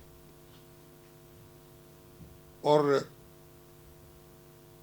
انہوں نے ہمارے اندر ایک بجلی جو تھی وہ بھر دی تھی۔ کو پتہ ہے مجھے یہ شرف حاصل ہوا کہ میں ہفت روزہ زندگی کا باقاعدہ ایڈیٹر بنا۔ مدیر معاون تو تھا ہی پہلے، یہ اعزاز کسی دوسرے کو نہیں ملا ادارہ اردو ڈائجسٹ کے اندر کہ وہ باقاعدہ ایڈیٹر ہو اردو ڈائجسٹ کا یہ زندگی کا۔ اور مجھے کوئی شخص یہ تصور نہیں کرتا تھا کہ میں کوئی کارکن ایڈیٹر ہوں، اتنا میرا اختیار تھا۔ اور پھر آپ نے دیکھا جب گرفتار ہوئے ہم، تو پھر جس طریقے سے ہم نے اس فوجی عدالت کا بائیکاٹ کیا، اس میں ایک ہی مضمون کا ہم نے بیان دیا اور تسلیم کرنے سے انکار کیا۔ اور پھر ڈاکٹر صاحب جو تھے وہ تو دوسری مرتبہ پھر گرفتار ہوئے، بڑی طویل قید کاٹی، الطاف صاحب نے بھی، اور جرم یہ تھا کہ وہ وہ جو تاج پورے کا جلسہ تھا جس سے کھر صاحب نے خطاب کیا، جس میں سانپ چھوڑ دیے گئے تھے اور درجنوں لوگ اس میں مارے گئے، ایک بغدر مچی، جلیانوالہ باغ کی یاد تازہ ہو گئی، اور حکومت نے ایڈوائز کیا کہ اس کی خبر نہیں چھپنی چاہیے۔ نوائے وقت نے یہ کہا کہ آپ ہمیں لکھ کے بھیجیے، انہوں نے لکھ کے بھیج دیا۔ نوائے وقت نے یہ خبر چھاپی صفحہ اول پر کہ اس جلسے کی خبر چھاپنے سے روک دیا گیا ہے، اس لیے ہم اسے شائع نہیں کر رہے۔ میں اس وقت ہفتہ روزے کا ایڈیٹر تھا، میں نے ایک الگ پمفلٹ بنوایا، اور مجید میر مرحوم جو تھے انہوں نے تصویریں بنائی اس کی، اور وہ 8 صفحے کا ایک الگ پمفلٹ ویکلی کے ساتھ رکھ دیا تاکہ اس پہ قانونی گرفت نہ ہو سکے، ویکلی کا حصہ نہیں تھا۔ اردو ڈائجسٹ میں الطاف صاحب نے جو مضمون لکھا، اس مضمون کی پاداش میں پھر وہ ڈیفنس آف پاکستان رولز کے تحت وہ بھی گرفتار ہوئے، اور الطاف صاحب بھی گرفتار ہوئے، بھٹو صاحب کا آخری دور جو ہے طویل قید اس میں کاٹی۔ تو بہرحال یہ ایک تاریخ ہے، وہ تاریخ رقم کچھ ہمیں بھی کرنی چاہیے، سارے دوست بیٹھے ہیں ان کو بھی کرنی چاہیے۔ تو میرے ساتھ تو ان کا تعلق جو ہے ادارہ تو میں نے اپنا بنا لیا، یہ بن گیا، لیکن میرا ان کا تعلق ختم نہیں ہوا۔ الطاف صاحب سے بھی، ان سے بھی محبت کا رشتہ قائم رہا، اور کاروان علم فاؤنڈیشن جو ہے، جو ان کی آخری نشانی ہے، کم وسیلہ بچوں کے لیے وظائف جو ہے، ایک خبر ایک دن گزری نظر سے کہ ایک بچہ جو ہے اس نے بڑے اعلیٰ نمبر حاصل کیے، داخلہ نہیں مل رہا، بس وہ تڑپ گئے ڈاکٹر صاحب اور ادارے کی بنیاد رکھ دی، اور ابھی وہ رخصت ہوئے ہیں، اس کے چیف ایگزیکٹو وہی تھے، تو اس کی صدارت جو ہے پھر ظفر صاحب صدر تھے اس کے، جب طبیعت خراب ہوئی تو الطاف وہ کہنے لگے ڈاکٹر صاحب کہ آپ اس کے صدر بن جائیں، تو تعمیل حکم میں اس کا صدر بن گیا۔ تو بہرحال اب سعود ساحر صاحب ان کی اپنی شخصیت ہے، ڈاکٹر صاحب کی اور الطاف صاحب کی اپنی شخصیت ہے، اپنی خدمات ہیں، ادارہ اردو ڈائجسٹ کی جو کنٹریبیوشن ہے، مجھے خوشی ہے طیب نے اس کو سنبھالا ہے۔ اور بڑی دلچسپ بات یہ ہے کہ اپنے جتنے بھائی ہیں ان میں سے جتنی مشابہت ڈاکٹر صاحب سے ان کی ہے کسی اور کی نہیں، بالکل ان کو آپ دیکھ لیجئے تو ڈاکٹر صاحب نظر آتے ہیں ان کی، جنہوں نے ان کا لڑکپن یہ جوانی دیکھی ہوگی۔ ہم اس بڑھاپے سے نہیں، جو مشابہت چہرے کی ہے وہ چہرے کی مشابہت کسی اور کی نہیں ہے جتنی طیب کی ہے۔ فاروق تو ماشاءاللہ پریس چلاتے تھے، اور وہ بھی ایک بڑے جذبے کے ساتھ اردو ڈائجسٹ میں کنٹریبیوٹ کیا انہوں نے۔ تو میری دعا ہے کہ یہ اس ادارے کو اسی طرح رواں دواں رکھیں اور آگے بڑھائیں۔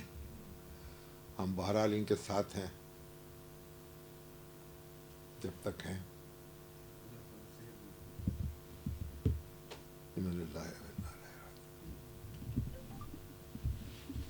اب مولانا ظفر علی خان ٹرسٹ کے صدر کے چیئرمین جناب خالد محمود صاحب سے درخواست ہے کہ وہ تشریف لائیں۔ خالد محمود صاحب سمن آباد اور پھر پنجاب یونیورسٹی دونوں جگہوں پر ڈاکٹر اعجاز قریشی کے باقاعدہ شاگرد تھے۔ جناب خالد محمود صاحب۔ السلام علیکم جی، محترم خاتون، معزز حضرات، نماز کا وقت ہو رہا ہے، میں کوشش کروں گا کہ بہت مختصر بات کریں۔ یہ فانی دنیا ہے اور موت جو ہے اس کی سب سے اٹل اور تلخ حقیقت ہے، سب جانتے ہیں اور ذہنی طور پہ مانتے بھی ہیں، تیار بھی ہیں، لیکن اس کے باوجود یہ ماننا پڑے گا کہ کچھ شخصیات ایسے ہوتی ہیں جو رخصت ہوتی ہیں تو طبیعت پہ کچھ اداسی چھوڑ جاتی ہیں۔ تو ڈاکٹر اعجاز حسن قریشی صاحب کے معاملے میں بھی عمر بھی 92-93 سال، تو میری بھی یہی کیفیت ہوئی اور جب میں گیا ان کی دعا میں شامل ہونے کے لیے تو طیب سامنے ملے اور کہنے لگے کہ بتائیے آپ کے استاد نے کیسی اننگز کھیلی ساری کوشش. تو میں نے کہا ماشاءاللہ بہت اچھی اننگز کھیلی ہے اور آؤٹ ہوئے بغیر رخصت ہوئے. اور اس کے بعد میرا دماغ ساری ان کی زندگی کی مختلف جہتیں جو تھیں اور مختلف وہ وقت جو ان کے ساتھ میرا گزرا وہ مجھے یاد آنا شروع ہوا. اور طیب میں ایک دفعہ پھر اقرار کرتا ہوں کہ انہوں نے کبھی کوئی لوز شاٹ نہیں کھیلا, کوئی نیگیٹو چیز نہیں کی اور بہت خوبصورت انداز میں اپنا وہ کردار نبھایا جس پہ تھے.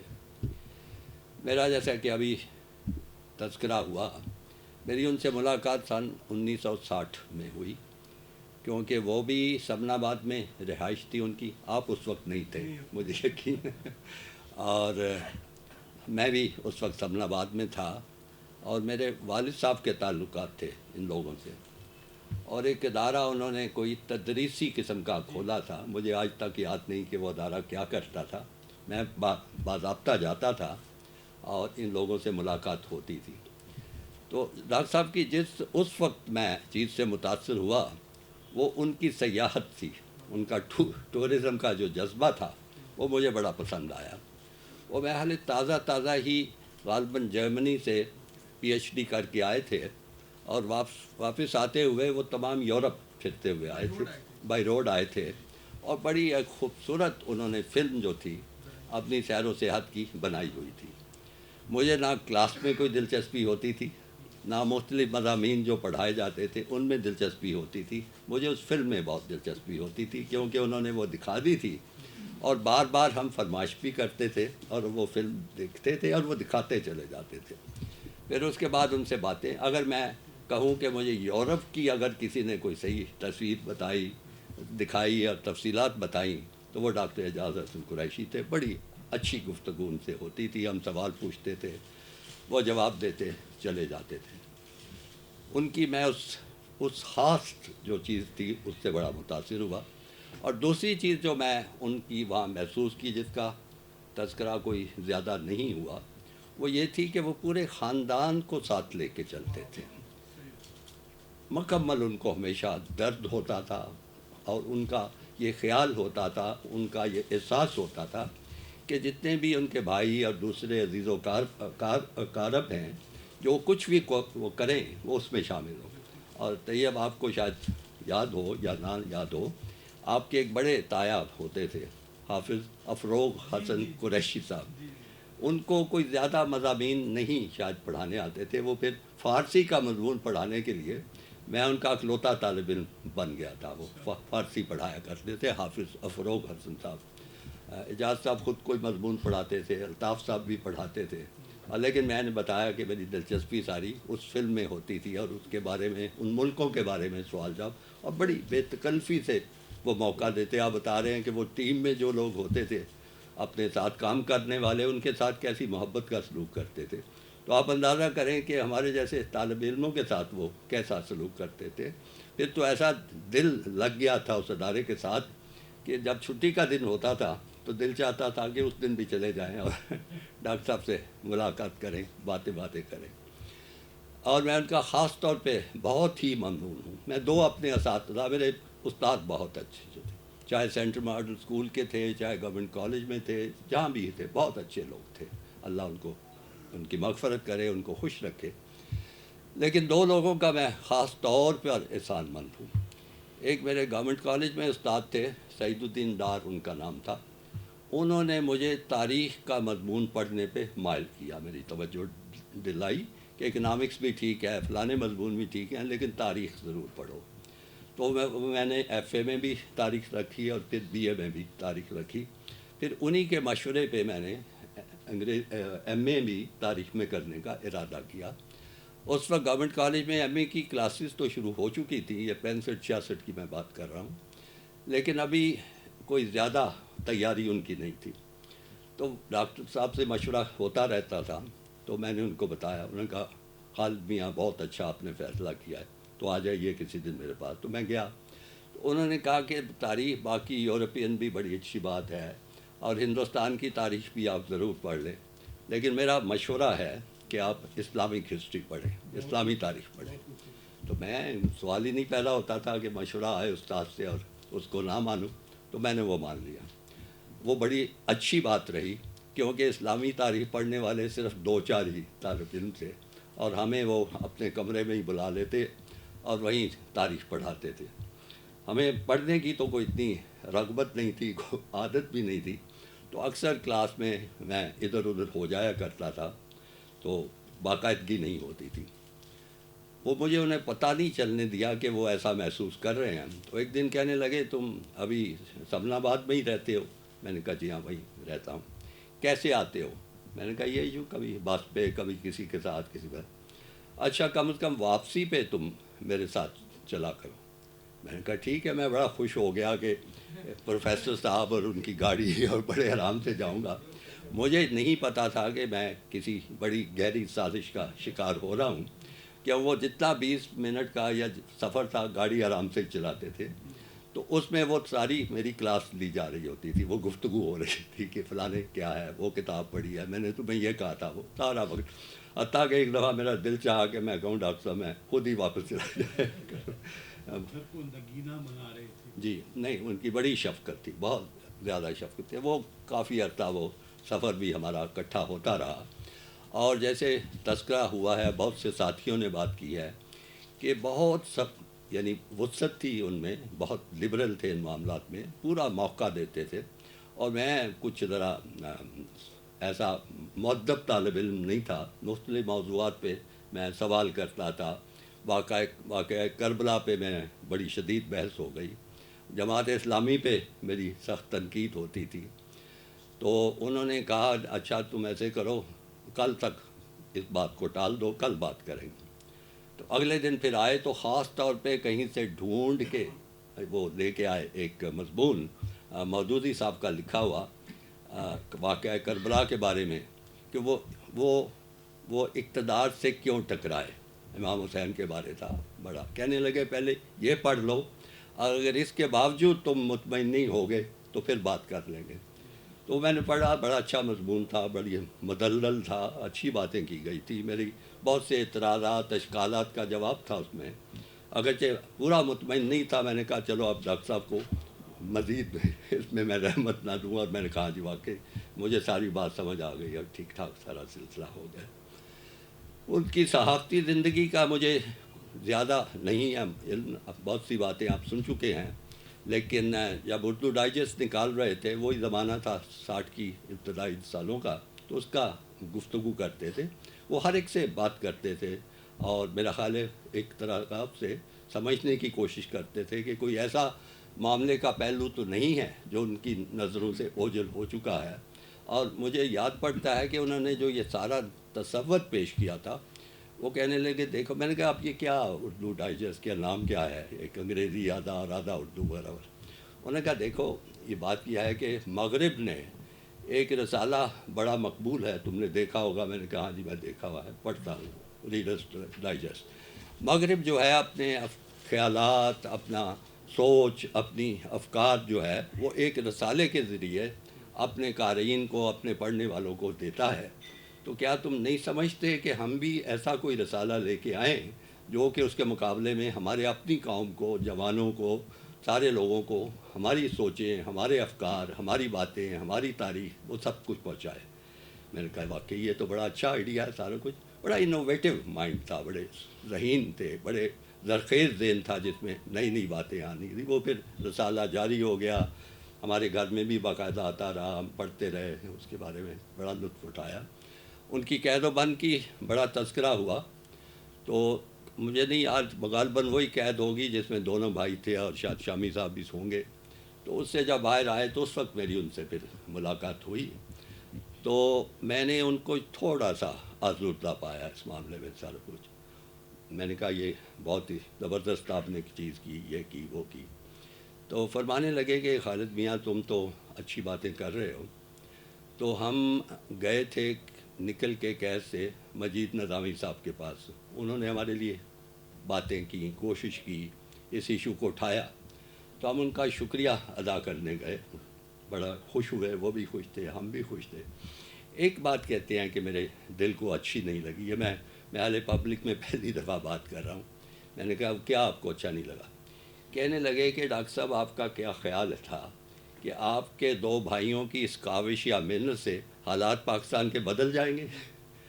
تو کہنے لگے کہ میرے دل میں آیا کہ حالات بدلیں نہ بدلیں، ہمارا جو کوشش، ہمارا جو فرض ہے، ہم نے تو اپنا فرض ادا کرنا ہے، بدلیں نہ کر لیں. تو میں نے کہا آپ ان کو یہ کہتے ہیں، وہ بزرگوں کو زیادہ بات نہیں کرتے، لیکن بہرحال یہ سوچ جو ہے کہ حالات اگر نہیں بدلے، اگر حالات بدلیں تو آپ کوشش کریں، اگر حالات نہ بدلیں یا بدلنے کا امکان نہ ہو تو کوشش چھوڑ دی جائے. اور پھر نصیحت کی کہ ہر قیمت پہ کوشش کرنی چاہیے، ہر قیمت پہ عمل کرنا چاہیے سارا کچھ. تو یہ بات ان کی میرے آج تک ذہن میں ہے.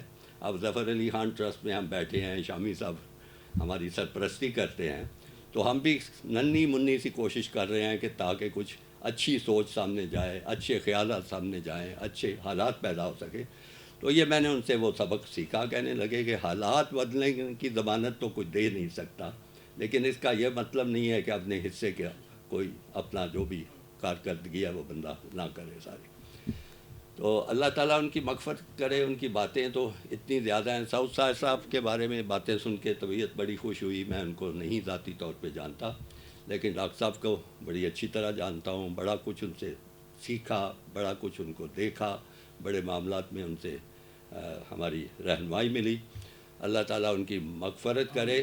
اور خاص طور پہ طیب اور فاروق صاحب اور باقی جو آپ پہ بڑی بھاری ذمہ داری ہے، ہمارے جیسے لوگوں پہ بھی ذمہ داری ہے جنہوں نے ان کو دیکھا اور ان کے ساتھ اٹھے بیٹھے، لیکن آپ لوگوں پہ بہت براہ راست ذمہ داری ہے. تو میں دعا کرتا ہوں کہ اللہ تعالیٰ ہم سب کو اپنی اپنے حصے کی ذمہ داری پوری کرنے کی توفیق عطا فرمائے. بہت شکریہ. حضرات، آج کی یہ تقریب اپنے اختتام کو پہنچ رہی ہے. آپ سب لوگوں کی آمد کا بہت بہت شکریہ.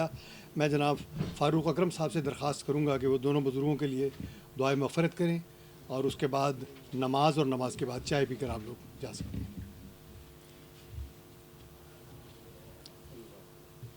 اللہم صلی علی محمد و علی صحبہ وبارک وسلم. الحمد للہ رب العالمین الرحمن الرحیم مالک یوم الدین ایاک نعبد و ایاک نستعین اهدنا الصراط المستقیم صراط الذین انعمت علیہم غیر المغضوب علیہم ولا الضالین آمین. قل هو اللہ احد اللہ الصمد لم یلد ولم یولد ولم یکن له کفوا احد. بسم اللہ الرحمن الرحیم. قل هو اللہ احد اللہ الصمد لم یلد ولم یولد ولم یکن له کفوا احد. بسم اللہ الرحمن الرحیم. قل هو اللہ احد اللہ الصمد لم یلد ولم یولد ولم یکن له کفوا احد. اللهم صل على سيدنا مولانا محمد وعلى صحبه وبارك وسلم. اللهم صل على محمد وعلى صحبه وبارك وسلم. اللهم صل على محمد وعلى صحبه وبارك وسلم. ربنا آتنا في الدنيا حسنة وفي الآخرة حسنة وقنا عذاب النار وقنا عذاب القبر وقنا عذاب الحشر وقنا عذاب القرد والفتن وقنا عذاب الميزان. ربنا اغفر لنا ولإخواننا الذين سبقونا بالإيمان ولا تجعل في قلوبنا غلا للذين آمنوا ربنا إنك رؤوف رحيم. ربنا تقبل منا إنك أنت السميع العليم وأرنا مناسكنا وتب علينا إنك أنت التواب الرحيم. يا الله يا رحمن يا رحيم يا كريم يا حي يا قيوم يا ذو الجلال والإكرام. وصلى الله تعالى على رسول خير خلقه محمد وآله وصحبه أجمعين برحمتك يا أرحم الراحمين.